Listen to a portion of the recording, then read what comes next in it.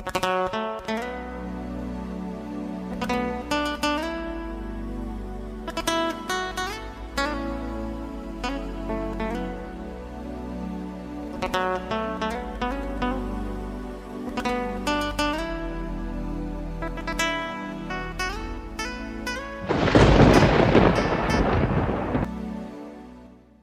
kashe mu, sannan sun kashe mana yankinmu.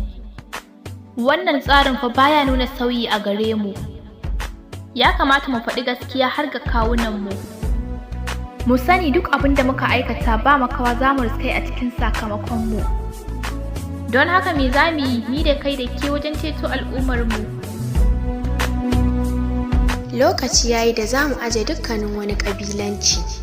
Wannan tafiya ce wadda ta taso mana ta neman 'yanci. Da ni da kai duk damuwar tamu ɗaya ce akan shugabanci. A yanzu dai babu wanda za mu sake saurara akan rashin adalci. Domin tura ta kai bango ga azzalumai masu goyon bayan zalunci. Rayuwa kawai muke amma ba mu san inda muka dosa ba.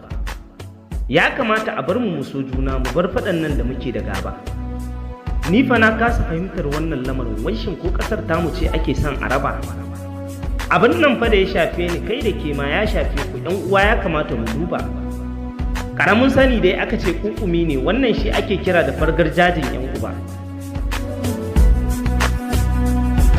Bahaushe dai aka ce mai ban haushi, kowa na son nashi amma ban da shi. Bahaushe ne kaɗai yake so a kassara nashi. Kaico, Bahaushe dai baya da kishi. Idan na tuna baya sai na ji cewar mun yi rashi. Komai nisan dare dai gari zai waye. Duk tsanani yana tare da sauƙi, 'yan uwa kar mu tawaye.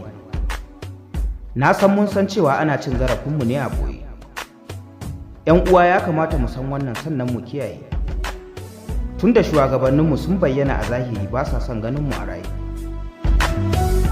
Ɗan uwa, shi komai da kake gani yana da lokaci. Duk abin da mutum ya shuka shi za ya girba, walau zalunci ko akasin na adalci. An bi an hassasa rashin zaman lafiya a yankinmu, sannan an dasa mana talauci.